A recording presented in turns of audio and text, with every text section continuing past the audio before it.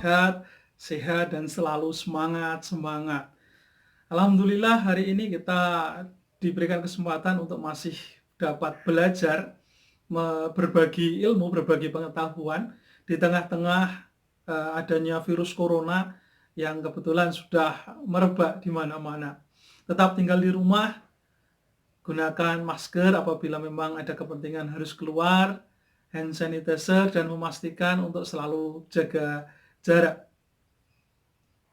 Perusahaan di Indonesia begitu banyaknya di era corona seperti sekarang ini, PHK juga menjadi salah satu tambahan PR buat pemerintah. Perusahaan-perusahaan yang besar selalu akan eksis. Bagaimana sebuah perusahaan besar tersebut tentunya sudah mengantisipasi beberapa hal yang memungkinkan menjadi hambatan dalam sebuah elemen proses manufaktur ataupun elemen proses jasa. Di situ perusahaan-perusahaan yang besar sekali berToyota tentunya selalu ada improvement, perbaikan yang berkesinambungan dalam sebuah sistem produksi maupun dalam merencanakan. Maka sistem yang baik mulai dari desain, kemudian proses produksi, kemudian adanya distribusi barang, dilanjutkan sampai ke tingkat penjualan, semuanya sudah terstruktur, sudah teratur, sudah terjadwal dengan sebaik mungkin. Sehingga mulai dari perencanaan sampai dengan finishing, semuanya tidak ada kendala, semuanya serba pasti.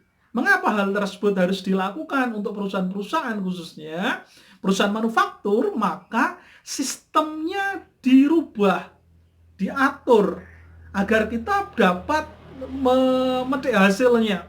Apa saja yang dapat kita nikmati hasil dari sebuah proses sistem produksi yang bagus, mulai dari rencana yang bagus. Antara lain satu, bahwa dengan adanya visual kita melihat secara langsung real di lapangan, menggunakan Kanban atau catatan visual dalam hal ini, yaitu menyederhanakan proses dan mudah untuk dimengerti. Jadi kalau kita nonton secara langsung visualisasinya, maka ternyata ini bisa dipermudah, sebenarnya bisa dipersingkat, bisa diperhemat, dan itu menjadi langsung catatan secara visual. Yang berikutnya, kalau kita bisa mengatur sistem dengan baik, maka dapat menyediakan informasi yang cepat dan akurat. Jadi salah satu keuntungan kita menggunakan Kanban, ya, bagaimana kita nonton perbaikannya cepat dan akurat, karena kita secara nonton langsung, seperti ini, maka informasinya harusnya seperti ini. Berikutnya, biaya yang rendah. Dengan kita menerapkan sebuah desain yang bagus di dalam sebuah proses produksi, maka kita bisa melihat mana barang yang betul-betul digunakan, mana barang yang accidental untuk digunakan, baik itu materialnya maupun peralatannya. Itu bisa kita tekan. Mana yang tidak perlu, ya kita cut di situ, kita potong di situ. Kemudian perubahan dapat diantisipasi dengan cepat. Manakala ada fluktuatif, sebagai contoh adanya virus corona seperti sekarang ini, seperti apa permintaan mobil di pasaran Toyota? Ternyata produk Toyota Avanza turun permintaan. Kemudian secara langsung, maka di lini produksi, karena sistemnya tersebut sudah jalan, kita bisa dengan cepat langsung mengantisipasi, maka produksi diturunkan. Berikutnya, stok diturunkan, sehingga nanti hasil akhirnya tidak ada proses yang boros. Jadi yang berikutnya adalah meminimalisir pemborosan, baik pemborosan tenaga kerjanya, pemborosan waktunya, pemborosan biayanya, kemudian pemborosan produk yang sudah dihasilkan.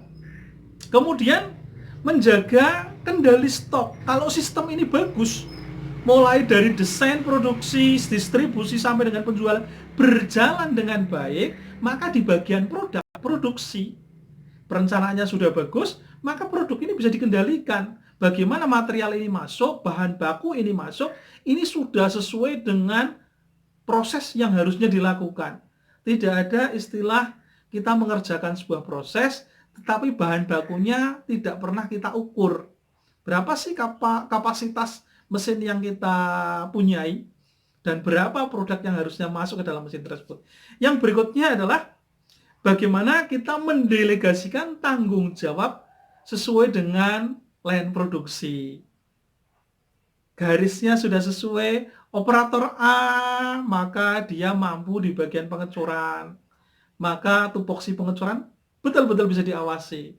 Dilanjutkan di bagian proses pengerjaan lanjutan, dilanjutkan sampai dengan ke finishing, semuanya akan tercover karena tupoksinya jelas.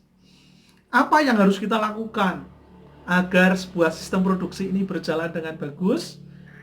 Rencananya seperti apa? Maka mengawalinya dari visual model. Kita nonton secara langsung seperti apa kondisi real yang ada di lapangan. Kalau sudah, kita buat model-model kecil. Masing-masing departemen di dalam perusahaan, dalam line produksi, kita dibuat. Penjadwalannya seperti apa? Operatornya siapa saja? Mesin yang kita punyai, mesin apa saja? Berapa jumlahnya? Berapa bahan baku yang kita butuhkan? Jenisnya apa saja? Dibuat role modelnya, rencana modelnya. Kalau sudah, dilanjutkan dengan batasi pekerjaan pada proses.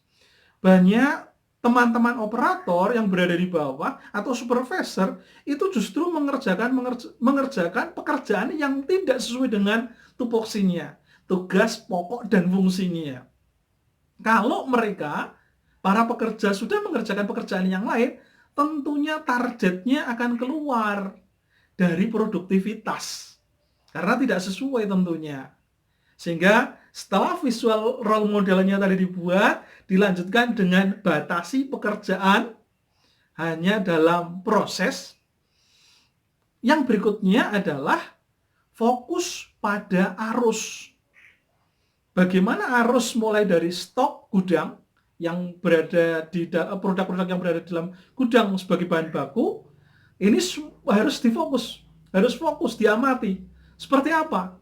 Berapa jumlahnya? Terus fokus di situ. Kemudian masuk ke produksi, juga harus fokus. Operatornya hanya mengerjakan di situ, supervisornya hanya ngawasi di situ. Manajernya tentunya dapat memantau, oh ternyata seperti ini.